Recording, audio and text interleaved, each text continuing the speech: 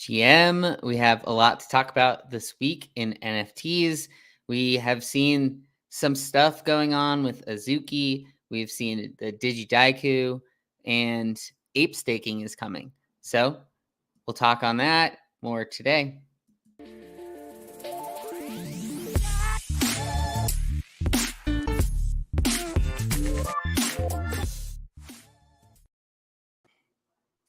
Hey, Tyler. So we're trying a new thing where maybe we're just going to do the one show on Fridays in a week, and I think it's good because a lot of times we don't have too much news come Mondays, and just the way that this sort of bear has worked.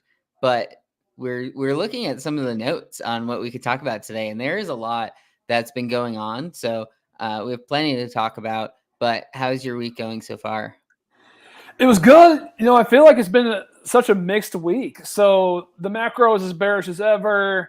Powell's the FOMC, inflation's still bad. They're raising rates. Markets are tanking. Equities are down again today. Stock market crash is trending on Twitter this morning. Never love to see that.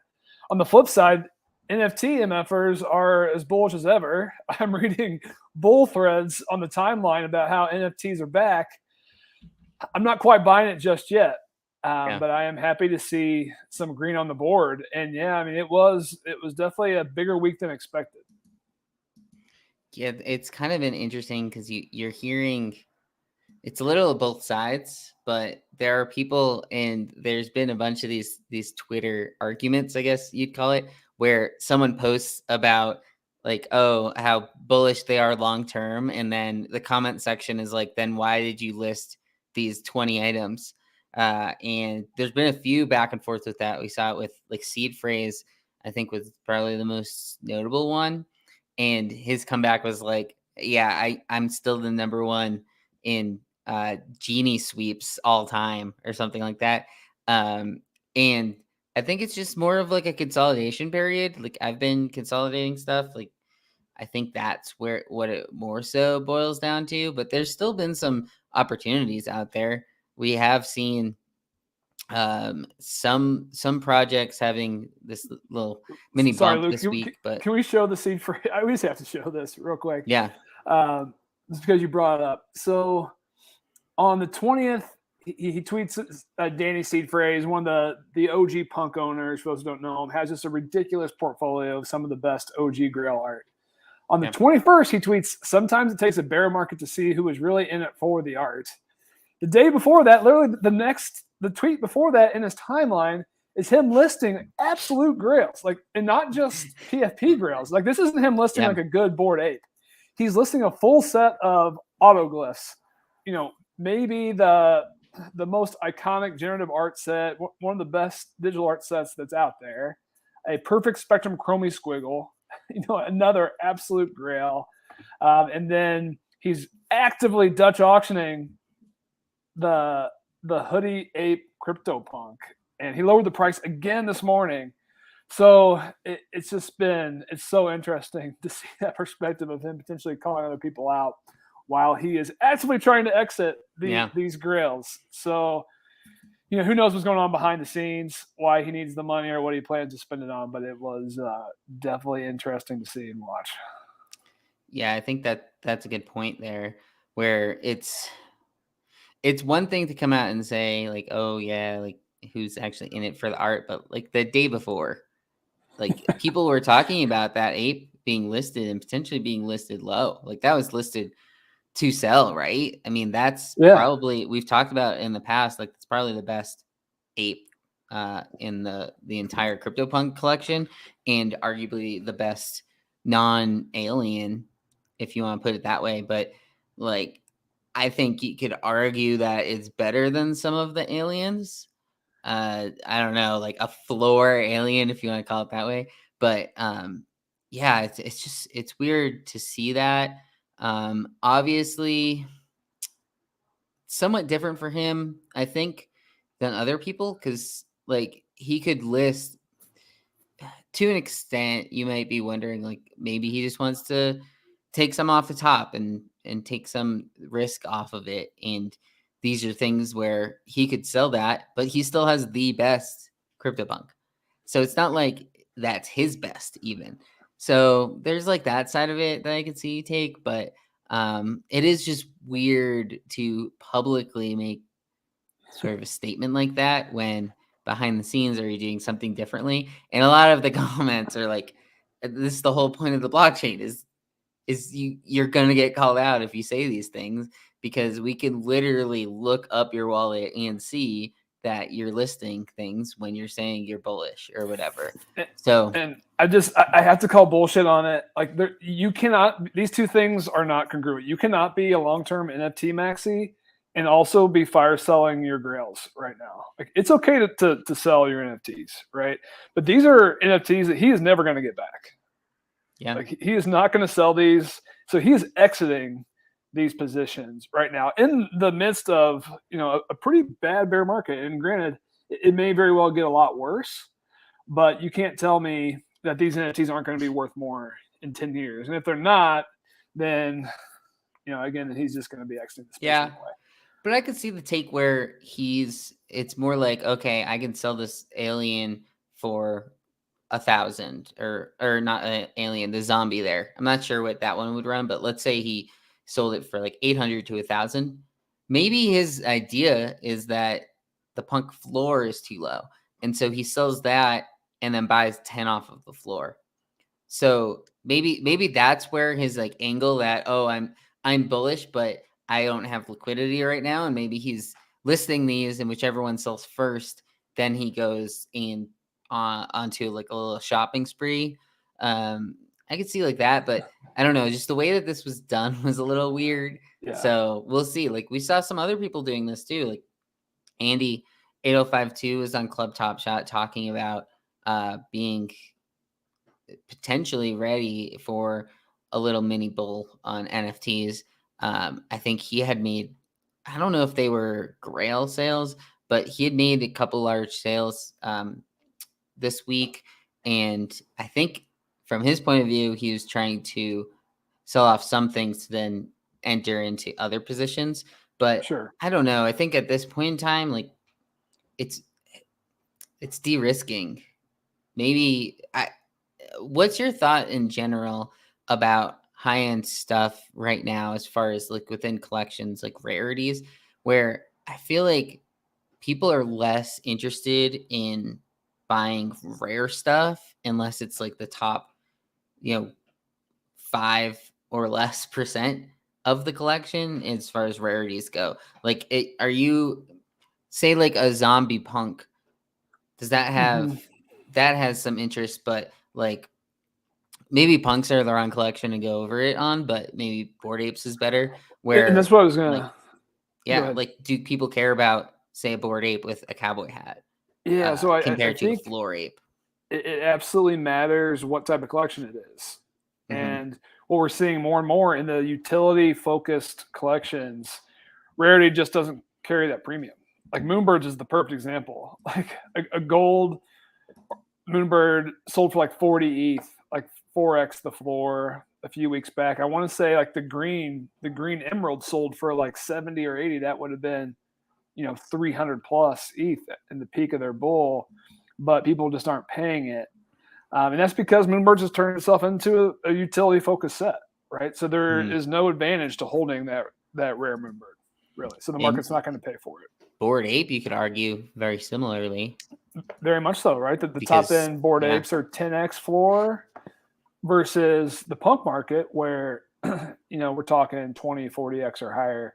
I think my position on punks is if you think this is an important collection, I certainly do. It's going to be around. It's already Lindy, 5 years deep. The Grails will continue to hold a premium, and that's why I think this is such a strange sell. He lowered it to the 3.5K ETH, so 3,500 ETH roughly, $4.5 million. I mean, that's price to move. I mean, that is less than the 3D zombie sold for in US dollar terms. And granted, that was peak of the bull market, but man, like, then we see Punk 4156 sold his 8 for 2,500 ETH, 10 million at the time. So that's going to be 2x, over 2x in US dollar terms, what this hoodie ape is going to sell for, if it even sells right here. And I don't think it's going to, because he's clearly Dutch auctioning this and pricing it to move. So even if you have the funds, why are you bidding? Unless you really think someone else is going to jump in and take it. So I think this market specifically, grails are worth paying up for. I also think it's a terrible time to sell them, just because, clearly the market isn't buying grails right now. I think markets like Fidenza, right, is showing some real strength right now. Those grails will hold up well. Is a grail Moonbird or grail Doodle going to hold up? No, probably not. Yeah, I agree. I think it's one of those things that I've just been thinking about recently, as far as like buying into stuff for a rarity lotto. It's not as, it's potentially not as worth it. It's almost like you want to just buy floors, or you buy after reveal if you're bullish on something like Renga, right? Like Renga pre-reveal was what, 0.5, 0.6. It dipped down to 0.4, and then you could have 2x'd from there. Better than if you went for the rarity lotto and missed out at 0.6, you probably sold it at 0.4, so I think that's part of it. Chung is saying IRS might be coming for you with the sirens out there. But yeah, like I think that's sort of where we're at with NFTs right now. And I think punks are one of those collections that I think eyes will still be on those. Yeah. But let's talk about some of these other projects that have been leading the board. A lot of it is Yuga with the ape staking stuff, but let's talk a little about Azuki. So Azuki is, well, they ran up to what, 12? They did. Very easily past Moonbirds. They were already around Doodles, but they're ahead of Doodles with some space now. It's come back down a little bit. It's around Moonbirds now. Below. I think Moonbirds are 11. Yeah. So they went past, they came back down. There's supposed to be some announcement today. At least that's what people are expecting. There have been some potential leaks that it has to do with a fundraise. Not sure if that's confirmed or not, but based on what it said to be, like, if it was a 30 million fundraise, the price should go down. Like, if I wish that there was any sort of shorting option for these types of things, because I would have been shorting it once I saw this announcement, because this is expected, and this is coming from CoinGecko, so I feel like it's a little more legit. But 30 million in upcoming Series A funding round, we just saw 54 million from Doodles, and why would this project be a higher floor in that case? So what's your thoughts here? Do you think this is actually what is going to be part of news later today, or maybe just this one thing? Yeah, so like the whole reason we've seen this run up is I want to say it's from NFT NYC. They had some images in one of the trailers or something that was being blown up there, that there's going to be September 23rd was a key date. And it's just kind of been this day on the calendar. And I think they've tweeted some like calendar images as well with the 23rd. So we knew something was coming today. So, as the NFT market does, it kind of waits till the week of, and then some whales started sweeping and just kept on sweeping. And it really carried this thing a little bit further than I think it typically would have. But if you look at this price arc, I mean, September 12th, that was 11 days ago. These things were selling at 6. They ran up 100%. I never would have guessed when they were sitting at 6 that we would see 12 this quickly. So, kudos to anyone who potentially short-term traded this. Like that was a great trade. When it was getting to 8 to 9, I was actually thinking, how much further can this really go from here? Like maybe it gets to 10, but are you going to put up 9 ETH to risk, half an ETH scalp on this? So that's part of the reason why I stayed on the sidelines for this. It went a little bit further, and whales like Ru Kang specifically is up to like 190 of these things. Dingling's up to like 60 or something. Ru Kang and Adrian Chang, who are both like VC investors, now have large collection sizes. So that's been kind of adding to the rumors that maybe the VC investors are taking a different route, more like the Yuga route, where they required all their investors to buy the actual NFTs.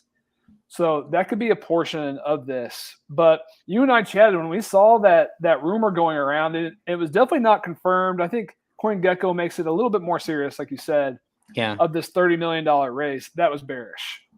And I mean, the market is responding. I mean, it's down from 12 to 10.5 now. And if you're a short-term holder of Azuki, I think you got to be worried right now. Like, the way these markets used to move is you ran all the way up until the announcement, and then the sell the news happened. I think we're getting a little bit of sell the news in advance as, you know, this market matures a little bit, gets a little bit more efficient. So this happened with Moonbirds too. It was like the week before. And I mean, you could argue that happened with ETH with the merge too, where it peaked like a week before the merge. Maybe that's just the new path, and we're like learning it on the fly a little bit. But it was interesting to see this started moving last Friday, I want to say, when it was like, oh, there's just been some sweeps on Azuki. Why is that moving a little bit? So yeah, that might be if you want to call it alpha, but maybe that's what we're taking out of this, is especially when you already know a specific date, which that might lead into our next thing about ape staking. But now we have a date for that. So there was a little bit of a trade with ApeCoin. If you bought they were supposed to have that Spaces, and if you bought ahead of the Spaces, it started moving, and then I think it dipped once it was postponed and that tweet came out. So I want to say, so the 17th was probably when they announced that the Spaces was going to happen, and that's when it started moving, that big jump up, or the 18th. So like last weekend, I think I remember hearing about it, and it peaked, came back down, went back up, because it was like, oh, well, now we have a confirmed date. It's going to be end of October. So this could be an upcoming trade to be looking at ahead of the staking.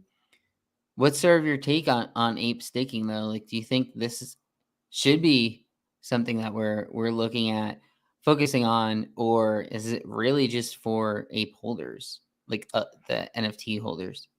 First, can we just talk about how this entire super hyped Spaces was replaced with a 30-word tweet from Horizon Labs? So someone at Horizon Labs, and then I saw on Twitter that only one person works for Horizon Labs, which in NFTs Web3, nothing shocks me at this point. So it might just be one person who works here.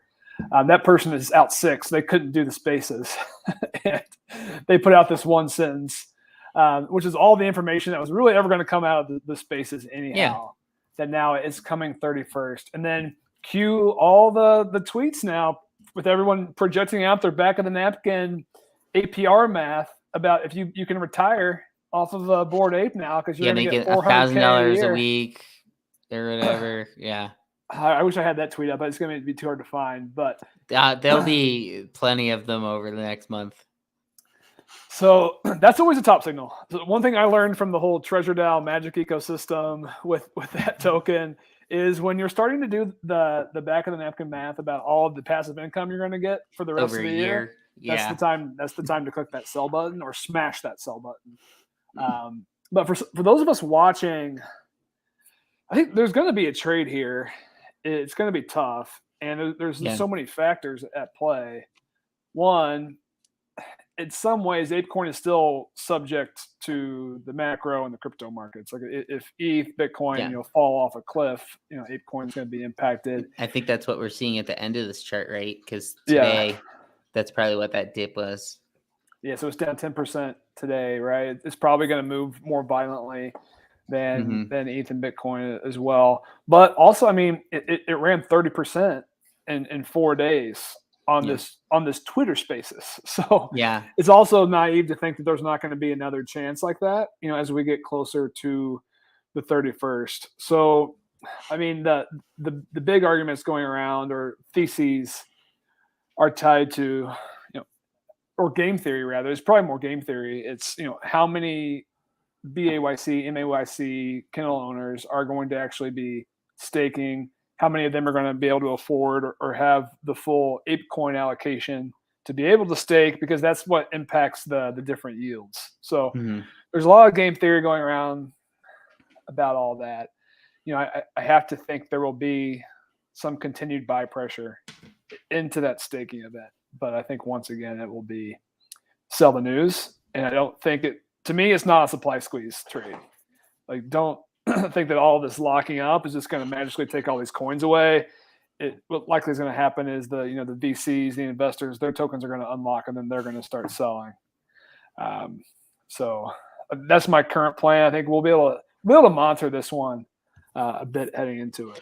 And it might be, as far as doing some back of the math stuff, like you might be able to figure out, and I'm sure there'll be some people putting out numbers over the next few weeks on this, but there's probably the percentage of coins that can be locked is probably relatively low as a percent of all the coins.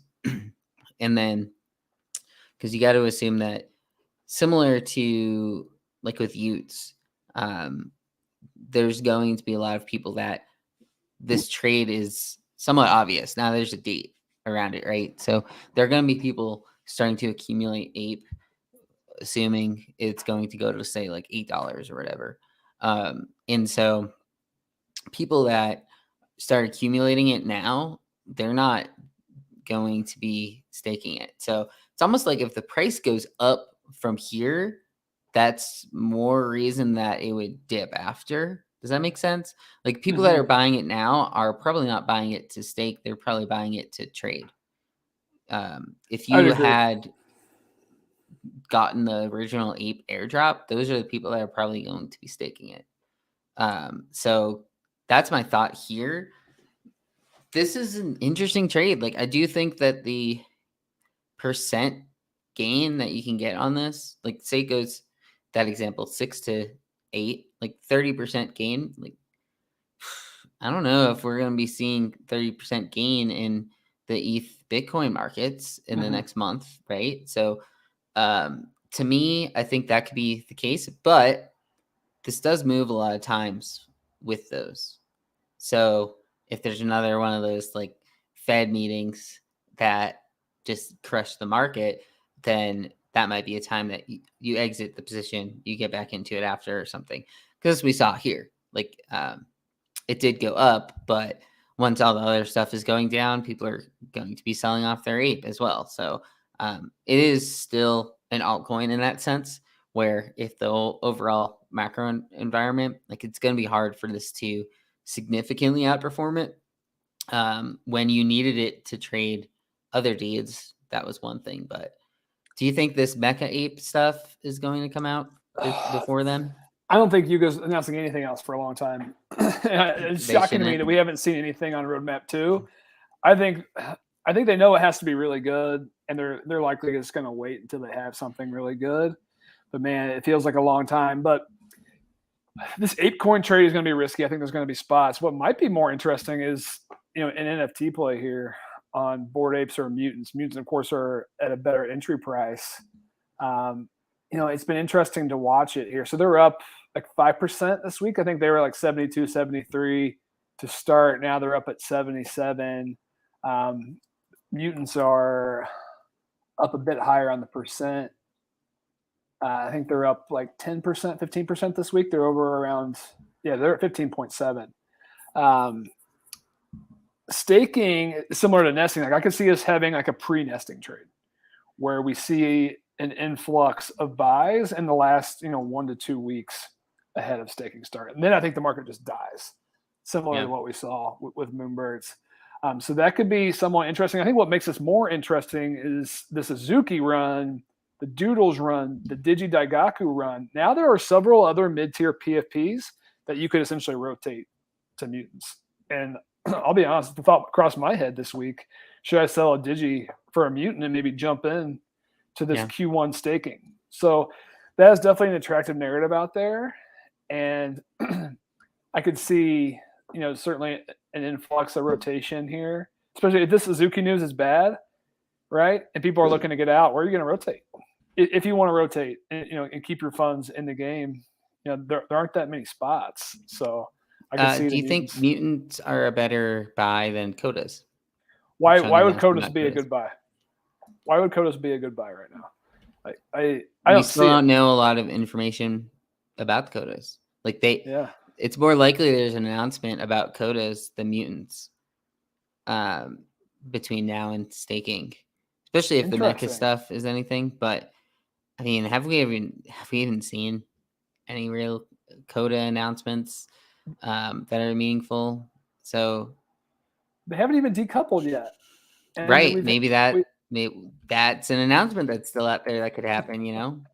so these things are 12.75. Well, so I haven't really been tracking the spread for a while. Kodas were trading ahead of mutants, right? So now they're Yeah. significantly below. Clearly, a driver for that is the staking premium. The Kodas aren't in the staking pools. But man, I'm in the camp. I don't think the other side or any metaverse plays are coming for years with an S at this point. So I think you might find some short term runs on news like decoupling, but I'm not a Coda buyer at these prices. I mean, the other Ds have to spin straight down. Like it's hard for me to see that as a good NFT to buy into. Yeah. Yeah, I think that's a good point. But I don't know. We'll see. Like there's people love their Codas and unsure why personally, but we still see like 300 ETH sales like once a week. Yeah. They're still outrageous. So clearly a lot of people still believe in these things. Yeah. And honestly, one roadmap 2.0 announcement could flip all this on its head. And that's how powerful these founders are. So who knows? But it's been a quiet summer so far. Yeah. It makes sense. I think we'll see. Like they like to, maybe they have an announcement later tonight. Like it seems like whenever Yuga makes these announcements, it's at like 9 p.m. on a Friday. And it's like, oh, come on. You're doing that now? Like you had all week that you could have done it. So cool. Yeah, I think that the ape staking stuff is really interesting. I think it's going to be one of the more interesting trades over the next month. I think now that we have a specific date, that adds to some of the game theory. But we'll see.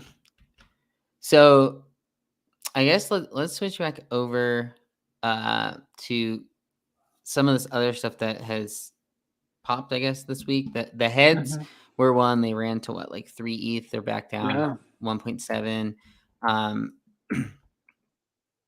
Did these have any interest to you? They artistically are a little different. They go along with the pegs artist, which pegs are what 13 ETH floor or something like that. Those got to like 100 ETH floor at one point, but there's only 100 of them. There's 1,000 of these. So what was your thoughts on this hedz movement? I was pretty surprised at how far they ran. Okay, so pegs are up to 20.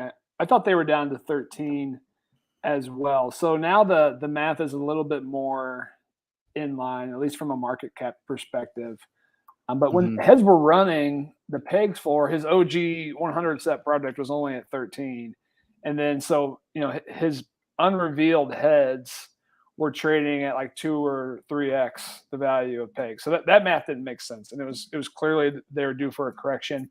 He's minted at 0.66, ran all the way to like 3.2 ahead of reveal. Instantly too. Yeah, so like there really wasn't much of a trading window. Because I was watching this one, I missed the mint, but saw them at 2, and I was like, 2 is a little bit much to try to chase here. Anyone who got to, had a decent chance to exit at 3 pre-reveal, but post-reveal, it basically dropped 3 to 1.8 right away, and now it's kind of doing a slow drop. 1,000's a lot for just a pure art collection, and I think the art revealed just fine. I mean, this is in line with his Matt Fury style and what we've seen from the pegs. So I don't think anyone should be too surprised, but there's just not enough liquidity in the market. And Ray's saying the art is actually fun. Yeah, I think the art is great on these, and it is a fun set. It's very different from what our standards are. I'm checking out some of the higher sales here. So we've got 9 sales above 4 ETH. So that means there really wasn't any rare lotto on this set at all. I mean, if you got a top 0.1% reveal, you got a 2x. Otherwise, you lost 40%, basically. So this was a minus ETH trade. But yeah, there's some sweet things on this double. I want is super trippy. I don't know if this is an alligator or a crocodile, but that one's pretty good. And of course, the Pepe ones are up there. But I think this one probably is going to just do maybe a slow drop, but it probably has a floor, right? I don't know if these really get below like 1 ETH. They'll be somewhat tied to pegs. So it'll be one to watch, but I don't think we're going to see these back on the 7-day volume boards anytime soon. Yeah, that makes sense. I think it's somewhat interesting to see things like that pop up where kind of out of nowhere, but there's still these opportunities out there. People that were able to get onto that public mint were able to still 2x, so 4x. Or wasn't the public mint later when it was already down to 2? Okay, you might be right. But I do want to just reinforce that. I mean, just this week in a terrible bear market, the macro is terrible. There's an NFT mint that 4x for anyone on the allow list, 2.5, 3x for anyone who got the public sale. And like, what other markets are you getting these? And I think it was that might seg us in. Like there was only like 120 that were in public. There wasn't many. Yeah. Right. So most, and then the one guy, the one success story is he minted 70 of these somehow. He got 70 spots on the pre-mint, sold them all at 2 ETH and pocketed 100 ETH on mint day. So shout out to him. That was a hell of a trade. But we also saw some mania in the ENS markets, and they are once again, let's take the leaderboard. They're third. And that now they've like cemented top 5. I want to say they've at least been in the top 10 for all of our shows for like the last 6 to 10 weeks. And it doesn't feel like a fad. It doesn't really feel like a bubble anymore. I mean, the digits especially, they are just on a slow march. Yeah. So I think we got to take them seriously. Yeah, and it does look like we were talking about this yesterday up in the top sales. It does look like there might be some wash trading happening in that 7055.eth over at X2Y2. But yeah, that Patriots.eth was kind of a big story yesterday. That one for 75, New England Patriots getting in on the ETH game.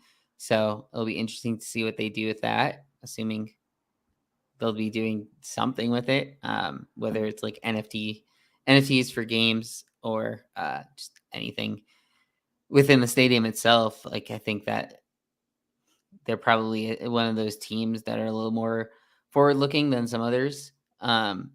So it'll be interesting to see what goes on there. But yeah, I saw there was a little pump in the Chinese number market as well, but that looks like it has gone away a little bit. Are you seeing anything besides what we've been normally seeing? Like, it seems like it's pretty much the same ones, the 10K club, the 999. Yeah. I mean, I think the story remains good, single words. I imagine I didn't have a chance to look at all the 32 NFL franchise names, or if you want to go across sports, but I'm sure there was an influx, at least in searches for all those team names after a 75 ETH sale. The numbers, man, the 10K, the 4 digits up to 3.2. And that's solid. Like, not many PFP projects are above that right now, for a 10,000 set. So that's been impressive. Put the wash trading aside. Of course, the volume numbers are clearly wash trading, but the floor is not. The 999s aren't on here. I want to say those got to like 37. So they've hit 30 a few times. They've fallen back. Now they're at 37. The 3Ls, I think, are what's been the most disappointing. Like, they're at 0.04. That collection size isn't that big. It's 18,000. You think it would be somewhere maybe competing with 10K, but it's not even close. So other than that, and no real surprises other than the fact that these just continue to stay relevant, and it feels like they're going to continue. Yeah. Cool. Let's shift over a little into art. So Chung's asking about there was an art blocks curated this week, which sitting at a 0.42 floor. I think it minted at like 0.6 though, right? So what did you see with this? Because I thought the art was decent enough. You can interact with the images themselves. However, it took a while for them to load, so that always hurts some of these collections as well. But what did you think of this art blocks curated set? Yeah, so I was watching this one pretty closely, and when I saw the first few outputs, even though it took like 30 minutes, I thought they were pretty good. And so I thought this one had some upside. So I did mint a few of these. Got in right like 0.62, I think right near the bottom is where they went. The floor held. It was actually up like 20%, 30% for the first 45 minutes because none of them revealed. It was just egregiously slow for how long it took these things to render. And the art block site says like 400 seconds. I don't know if it was just overloaded with all of them, trying to be rendered at once, but it was a full hour before I saw either of mine, or before any of the rarities came online. So that basically halted the market. The floor went up from those who wanted to continue gambling, essentially. As soon as they revealed, the floor started falling. It surprised me a little bit. I'm a little surprised it fell as far as it has here at 0.4 because the set, it doesn't feel like a floor curated set to me. It feels a little bit closer to middle of the road. But we have seen some decent high-end sales. So one sold for 5, a few sold for 4. I'd say 10 to 15 at 2x mint. So the rare lotto wasn't a total bust on this one. There actually was some decent upside. So I think this new trend of the renderings taking so long, I think it just kills that momentum. The other thing that really hurt this is it minted 20 minutes before the FOMC meeting. So like literally as these were revealing, everyone's attention diverted. The markets were super volatile that hour from like 3 to 4 Eastern. So that got in the way. But this is a set that if you like the art, I feel like there's a good chance we bottom here in the next few days when no one's looking. And then I think some collectors will come back into the set. And I mean, it's only got 400. The first one of post-merge. No one was talking about it. Curated. Yeah, I wrote that. I was surprised. So that was in my weekly preview. I thought this one was going to see a bonus because it was the first curated proof of stake. Too. No, it was crickets. No one talked about that. No one seems to care. Maybe that's just not a narrative that exists. I'm gonna try to make it a narrative. But yeah, I think this is one of the collections that it could be a narrative for. It's not the same as like, whatever random ape derivative came out 20 minutes after the merge, like that. The first ape derivative. That's not the type of thing I'm looking for. When talking about narratives, but I mean, this art blocks, they're pretty big name in the generative art space. So I could see that long term being something, but it's just hard to hold these things long term right now. It is. And I mean, if you're looking at these from a scalp trading perspective, I mean, honestly, I think the advice is just to stay on the sidelines unless you just purely want to gamble on these. But Ray's saying it's good restaurant wall art. I'll give him a little credit. I think it's better than just restaurant wall art. But a little too close to that. It looks like bacon. There's a lot of these that they look like bacon. Would be great at a restaurant. It's tough. Like the two lines, like the horizontal lines. There's a decent amount of disparity in the set between like the full pages, the spirals, and these. It feels a little incongruous. But I want to talk about another narrative in the art. In the generative art market this week, Fidenzas were getting swept, and like this never happens. The Fidenza floor is at 99. Back up there. It's way back up. What did it get down to in the 60s, didn't it? I feel like I mean, I remembered think it. peak low is in like 40s, but Mhm. it's been bouncing around. Yeah, I think it's touched 70 a few times.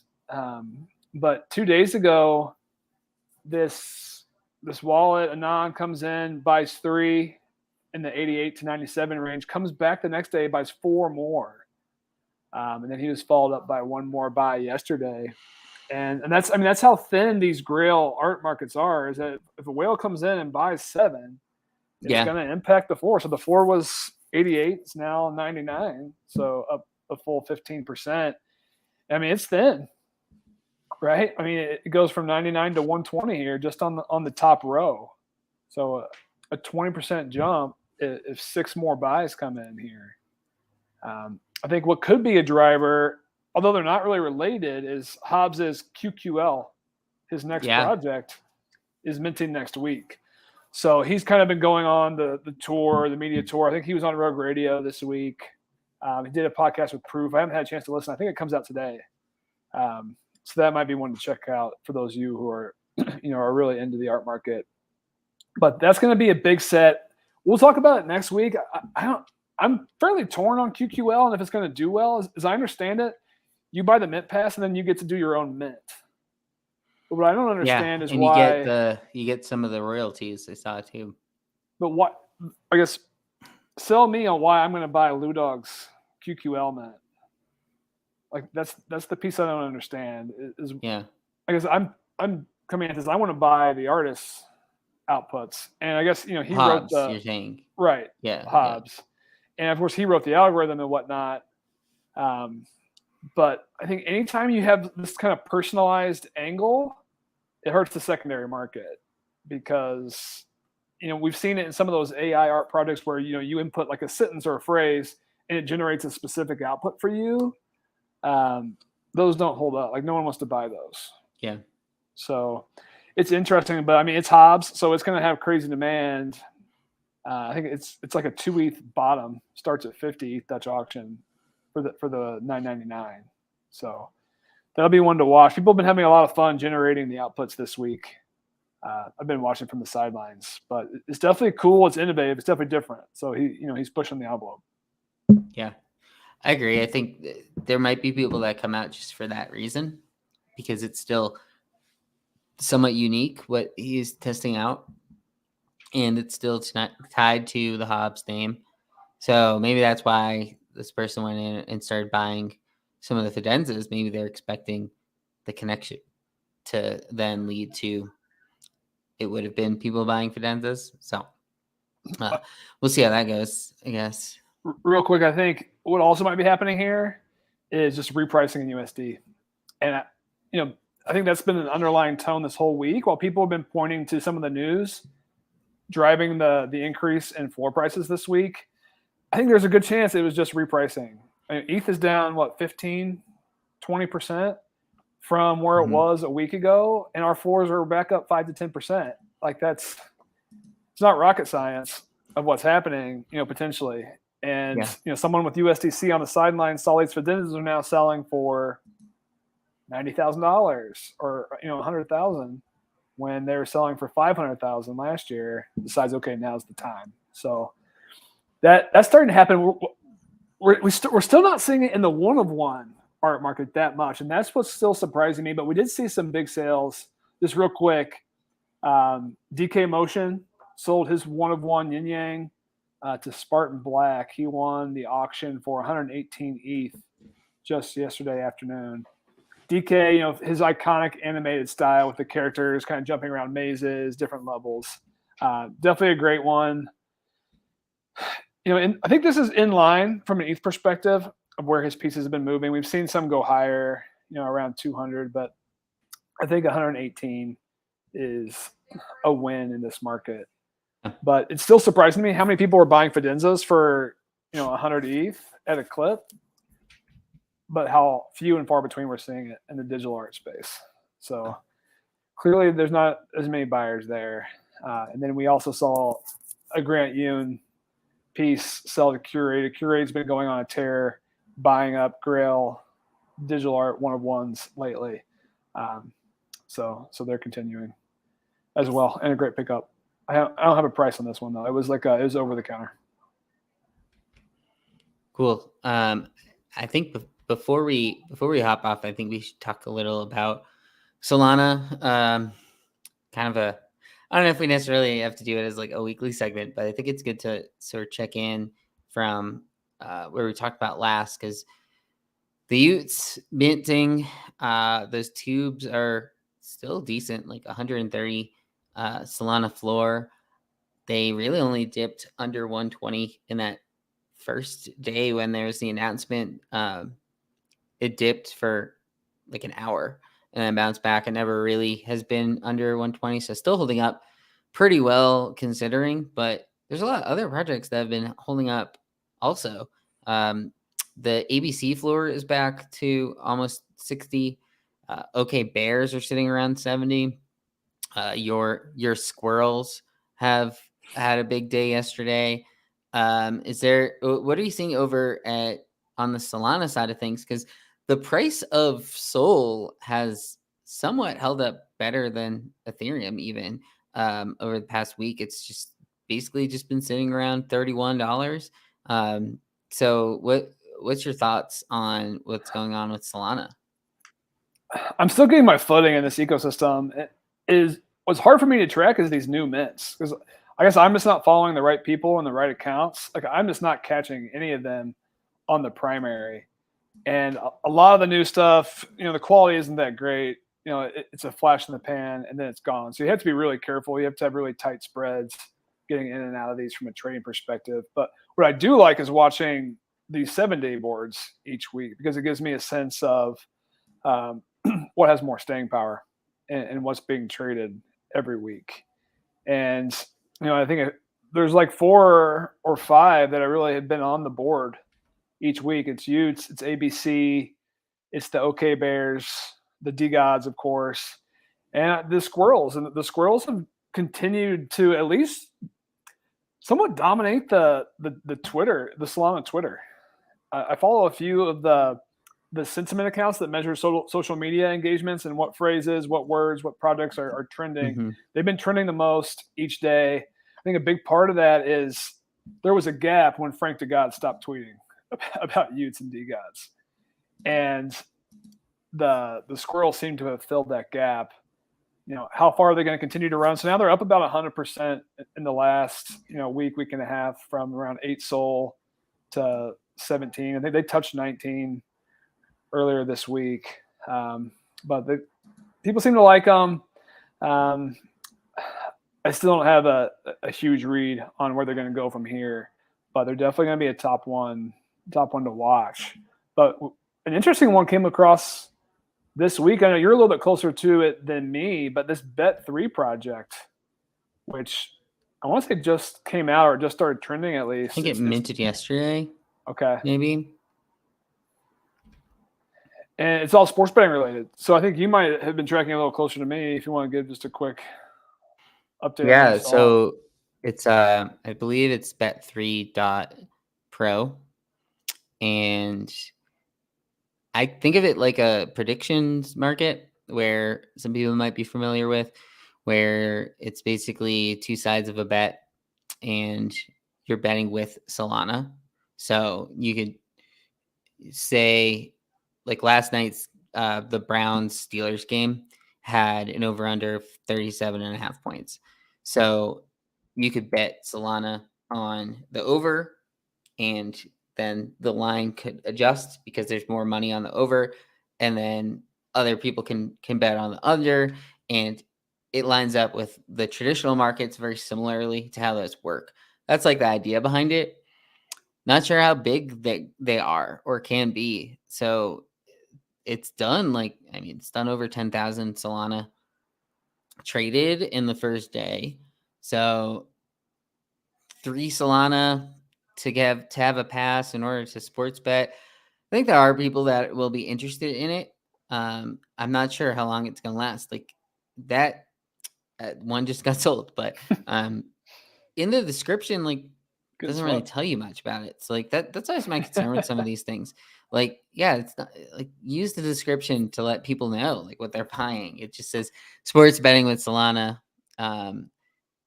doesn't even have the website like written there, but it doesn't really describe it. It just says like sports betting, parlays, totals, picks, a few different sports. I think when I went on the site earlier today, they had some soccer stuff up. So it seems like they're going to try to make it an everyday thing. So I do like the idea behind it. I think a crypto betting market for stuff like this makes a lot of sense with the prediction market idea.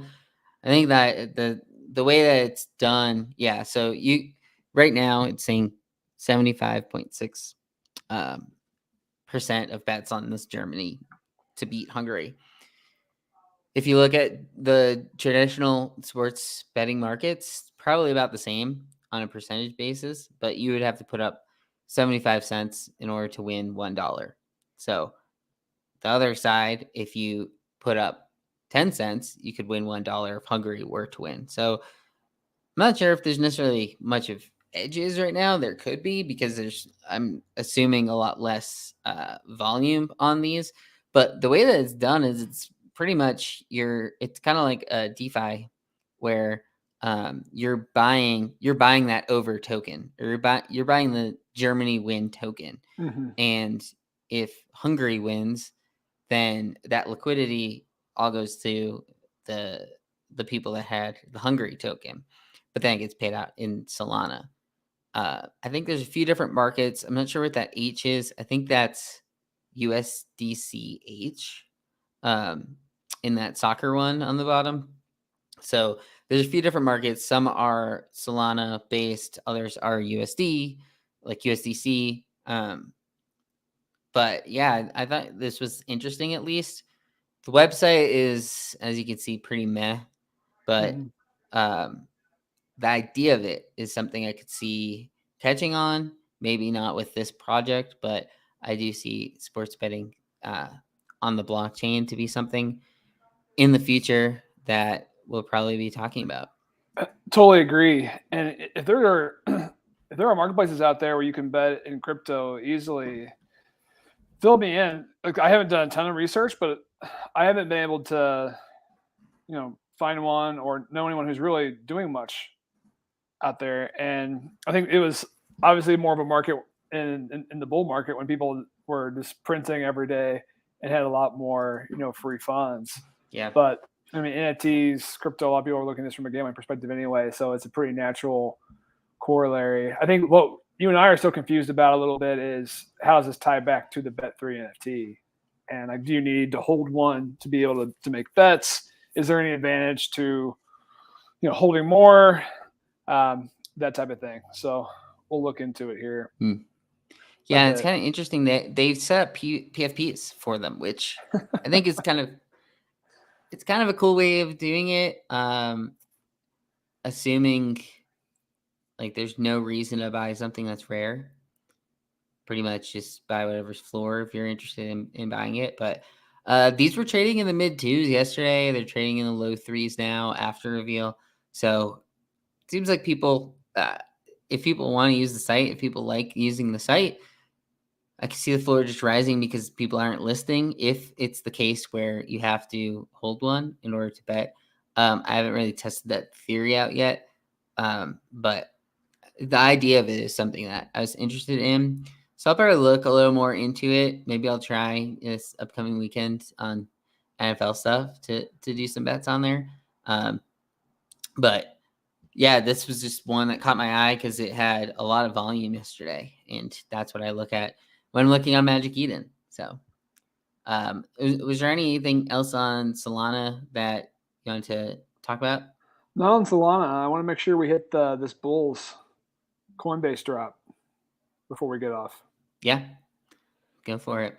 Yeah, so if anyone isn't following it yet, it might be easier to see over here. So Coinbase is dropping this project with the Chicago Bulls. It's called the Oryx.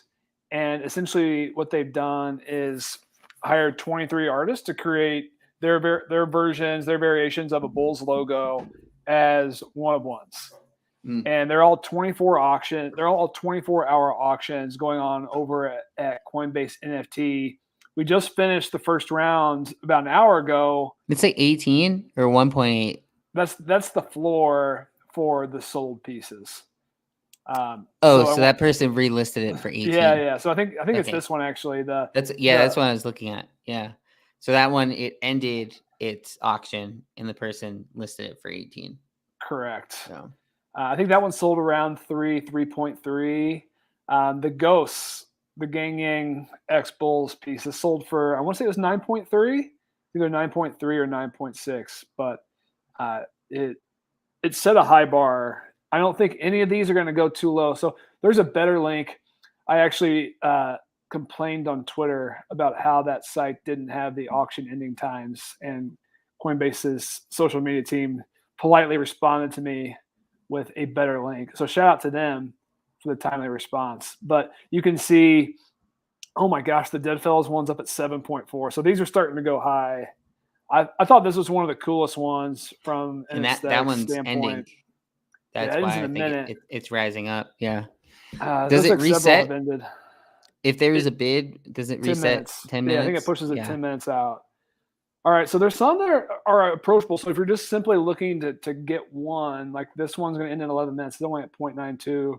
The Toro one, I thought this was kind of cool here, 1.4. It's on the lower end. See, this one's about to end, the Logic. And then I think, the next round is going to end about an hour out with this Sabé piece. There's this Triptych. Let's see, the Clear Silver. The Clear Silver is only at 0.7. Hour out, yeah. Yeah, it's still an hour out. So it's going to run up. It's probably going to go up, yeah. So it'll be interesting to see. I don't think any of them are going to go super cheap, but you might be able to get one, for 1 ETH or so. But regardless, it's been a pretty cool project to watch. I'm a Bulls fan, live half a mile from the United Center. So this one hits home. I'll be curious if more teams kind of do projects like this. Clearly there's, some market demand out there. This, to me, makes a lot of sense. Doing something like this from a team. There's only 23 of them. You can auction them off. It's more about the art versus like a team making a 10,000 PP collection. This is still tied to the Chicago Bulls. And I think for the most part, well, I shouldn't say that. I had originally thought that most of these artists were Chicagoans, or at least had a background of it. Because one of them that's further down to the Prop Cause one, I had interviewed him actually on this show earlier this year, and he has a piece, and I know that he's from Chicago and a big Bulls fan. So I had thought like some of these that may not be as prominent of names. Yeah, that one. I was thinking that the people that don't have these prominent names that are on there are probably like from Chicago, like Chicago artists. I'm not sure if Claire Silver is or not, but I don't think she is. She's more of the she's a big name. Blake Jameson might be. He is known for the Knights of Degen art. What do you think of that piece? Because I was looking at it and I almost thought it was I don't know. You just kind of took the logo and they took the red out and put it in the background, But it's also kind of neat. Like that was one that I was looking at because it's right now somewhat low. He's a big enough name in the NFT side that's one that if it stays under 1 ETH, I could have interest in off of the name. But are there any of these that you're looking at or looking to bid on? Oh, I don't want to tip my hand too much to all of our viewers. Did you bid on any of them that have already ended? No, I've got my eye on a few that are ending soon. That's as much as I'm going to say. I do plan to bid closer to if you pick on one, then Chung is just going to bid on it. I know he is. On this Buck Jameson, I mean, if you told me this is one of the Bulls logo artists who did this, I would believe you, right? It's a little bit too close just to the standard. I hadn't actually, stopped on the Prop Cause one too much. I do like this piece now that I've spent a little bit more time looking at it. There's some cool little details in this one. That's the style he does on them. He has like a Scully's set where it's like based on, a lot of them have that skull idea, but yeah, it's cool that he like animated this one. It's got the basketball net in there. It's got the train. It's got a little Chicago vibes to it. So Yes, cool. the Wills Tower. Depending on the price of that one, I might be interested in. But I already have one of his Scullies, so I don't know. Oh, nice. I will or not. There's a few others. I thought the Sean Williams one was cool. It's like kind of like a sketch. The animation is always a nice touch. I think animation is one thing that obviously separates digital art and what it can do from more traditional art. See, I'm surprised the Seb A piece is already at 1.2. Some of his traditional one-on-ones have sat on the super rare market for like 3 ETH, 5 ETH for months, and it looks like this one's on the trajectory, but it does have a cool aesthetic, and it's also very different from the others. But yeah, if you're into this, pay attention. A lot of them are ending here in 10 minutes for the most recent ones. Oh gosh, these are getting bid up. So the Swopes is up to 1.8, the Logic is up to 1.6. It looks like this one might be the best bet to go under 1 ETH here, ending soon. But the Toro one's pretty cool. Not gonna lie. It is pretty cool. I didn't see that one before when I was looking. It's got the little bull with this little steam coming out of his nose. It's pretty cool. The steam coming out is the nice touch. Yeah. And just real quick before we jump off, Lou, just for the we got to plug the Digis. Today's a big day. A few things happening. So the Digidaigaku spirits are going to be eligible for their burn. This is essentially the game theory in this infographic. If you've got the original OG Genesis and the spirit that was airdropped to you, you're going to get the Royal Hero, which is essentially the best. If you've got a Digi Genesis and a random spirit, so not the one that aligns to it, you'll get the Warrior. If you own just the spirit, you'll have the ability to go Rogue, which is like the wild card. They're keeping this open-ended, so you don't have to burn like in a 12-hour or 24-hour window today. So that's going to extend the game theory a bit as the supplies of each of these drops down. These things have been on a run. The Genesis are at like 14.5 ETH before the show. Spirits are at 7, so 21.5 combined. I don't hear any of the the influencers out there who were calling top at 16. When Aoki sold, Dingling was tweeting out, "Don't buy the top, don't buy the top." It wasn't the top. The results are in. These things are still moving. Gabe, Layden, and the Limit Break team are onto something here, and they've at least got some short-term traction. The other big thing coming is hints of the next airdrop for Genesis holders, and he's also alluded to the fact that those who have the heroes will be eligible for different airdrops. So there's going to be, as this ecosystem builds out, there will be incentives to hold each of these pieces. So it's going to be interesting to watch how he manages that. But clearly they've been able to keep demand up. So pay attention to all this if you're in this ecosystem. Yeah, I agree. I think it's one to keep your eye on. They don't seem to be going anywhere anytime soon. Like Gabriel's going to keep tweeting about them. He's going to keep them in the market as far as like attention goes. So yeah, definitely something to continue to watch. I think I do kind of like your idea of the rotating trade of it.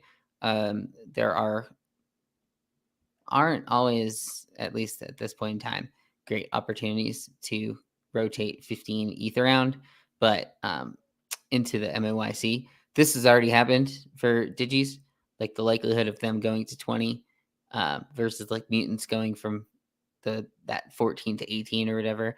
I think the rise of mutants there could be a little better, at least in this short term. But it just is to see what goes on with these spirits, because they have held a lot higher than I was expecting them to. So pretty good so far for Digi holders and people that didn't just immediately sell these airdrops. So yeah, Chung saying that Sneaky Ninja Pants is back in, which take that for what you will. But cool. So yeah, I think that there's a lot going on coming up to this weekend. I think there's more than there has been the last few weeks, which is good. We'll be watching all of that. We'll be back on Friday. We might do like Twitter Spaces during the week here and there, but we're gonna try to do this 1 p.m. Friday slot, at least for now. A lot of people are so focused on things like NFL and less NFT news, just generally day by day. So we're gonna be in this slot moving forward. So for Tyler, I'm Lou. We'll catch you guys next week.